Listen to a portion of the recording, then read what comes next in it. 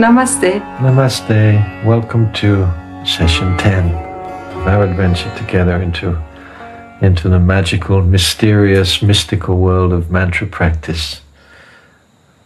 Today's mantra is Om Shri Mahalakshmiye Namaha, which is a mantra for abundance. Abundance. Let's take a moment to consider the word abundance. Abundant. What does it mean? What does it mean to you? Let's set our intention as we chant this mantra. Abundance. Abundance of the heart, abundance of friends, abundance of wealth, money, all included, all welcomed in this mantra. Health. Of course, an abundance of good health. Just take a moment to contemplate the word and to set your intention before we begin to chant on the word abundance and the feeling of how it would be in your life to be more abundant. Could you possibly live in more abundance? What would that look like? What would that be? Can you welcome more abundance into your life? Can we welcome? Sometimes we're scared of abundance, no? And it also includes spiritual abundance, the abundance of inner peace. Especially the abundance of inner peace, yeah. So the mantra is Om Shri Mahalakshmiye Namaha. There are two seed sounds in this mantra. Om, that we are familiar with. Om is the seed sound of the third eye. Om is the cosmic yes. And Shrim is the seed sound for the principle of abundance. So just to repeat Shrim again and again, to carry the sound of Shrim within ourselves, we tune ourselves to the frequency of abundance.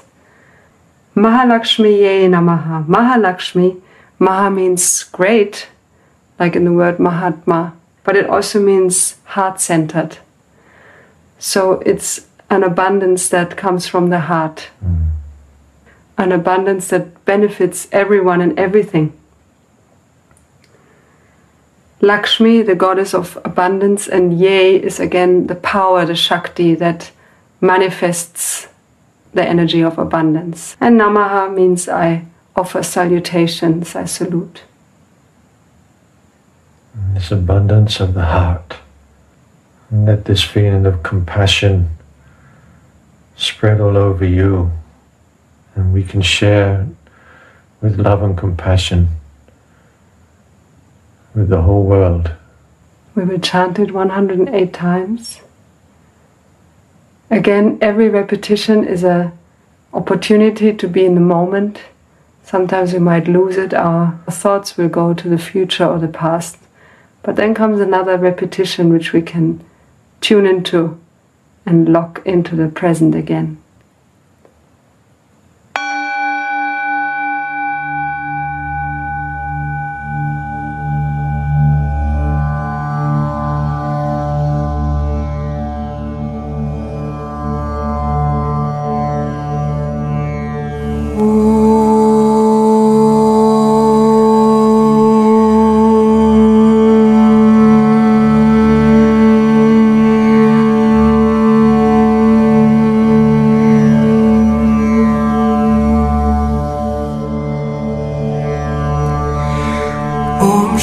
Mahalakshmiye Namaha. Om Shri Mahalakshmiye Namaha. Om Shri Mahalakshmiye Namaha. Om Shri Mahalakshmiye Namaha. Om Shri Mahalakshmiye Namaha. Om Shri Mahalakshmiye Namaha. Om Shri Mahalakshmiye Namaha. Om Shri Mahalakshmiye Namaha. Om Shri Mahalakshmiye Namaha. Om Shri Mahalakshmiye Namaha. Om Shri Mahalakshmiye Namaha. Om Shri Mahalakshmiye Namaha. Om Shri Mahalakshmiye Namaha. Om Shri Mahalakshmiye Namaha. Om Shri Mahalakshmiye Namaha. Om Shri Mahalakshmiye Namaha.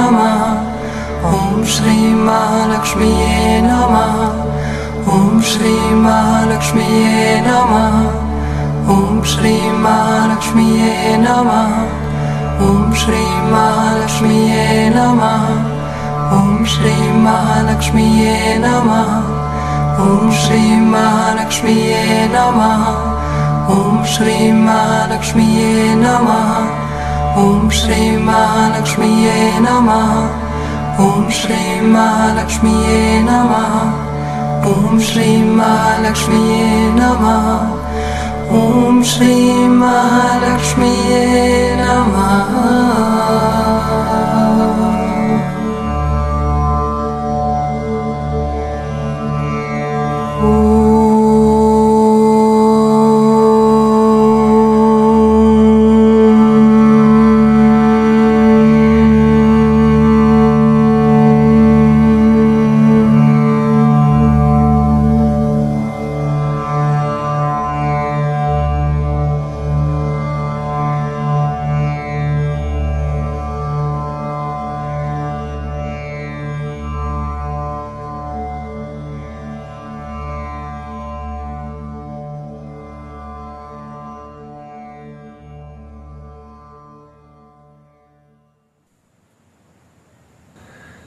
Namaste. Namaste.